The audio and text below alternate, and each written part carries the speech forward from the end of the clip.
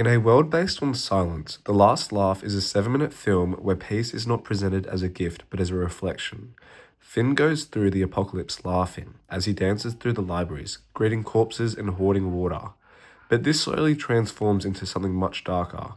Within is Sin, a melodramatic, controlling alter ego who is a welcome relief, but at a price.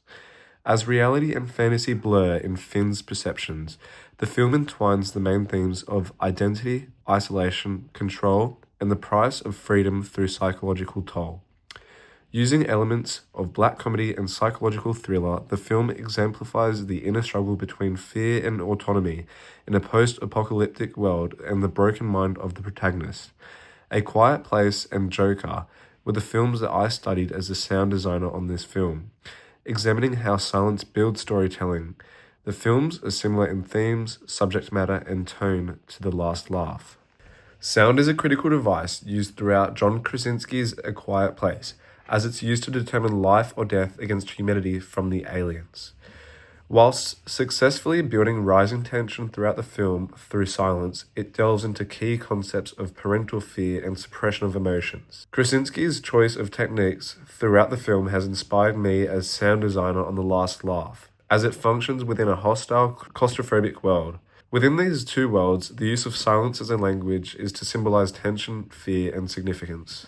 Joker, specifically this bathroom scene, offers a firm place of creative identification. The moment Arthur kills, we observe a pivotal shift, not in exposition or dialogue, but in the subtle, almost balletic motion of his body through space. This shifts the film's tone from psychological realism to one that is melodramatic, indicating Arthur's descent into the Joker mode. The focus of self-fashioning in violence and representation in terms of sound, body position, rhythm, and composition firmly relates to The Last Laugh's focus on psychological transformation, not in what is spoken, but in how Finn reacts and accommodates. Throughout A Quiet Place, the traditional narrative framework is absent, as the audience is thrown into the middle of the action. There's a 3-act rhythm present within the children's navigation through the store, with the narrative climaxing as the toy gets taken, the emotional resolution being the parents noticing it too late. Effectively enabling silence and pacing foreshadows a tension rising, where slow storytelling is conceptualized with an internal emotional existence pressure rather than external action. In this scene, Arthur barricades himself in a bathroom and dances. The scene is constructed in a deceptively simple fashion. There is no dialogue, instead, the sequence exploits a tonal shift, switching from suspense and chaos to disquieting tranquility. The pace drops to a virtual crawl, letting us in on Arthur's altered perspective. The scene's 3-act cadence is felt in his arrival, his initial emotions, and then finally the full release of the dance. Dynamic silence is used throughout A Quiet Place. Rather than simply muting the sound, the filmmakers carved out its absence, filling the silence with creaks, shuffles, and breath. Throughout the film, diegetic audio such as paper rustling or toy parts being moved creates an unbearably loud sound, turning the mundane into suspenseful. Through these technical strategies, I have been influenced to employ them strategically throughout as a sound designer on The Last Laugh. Through this bathroom scene in The Joker, Hildur Guðnadóttir's score dominates with the low cello rise and fall, like breath, pacing itself to Arthur's movements.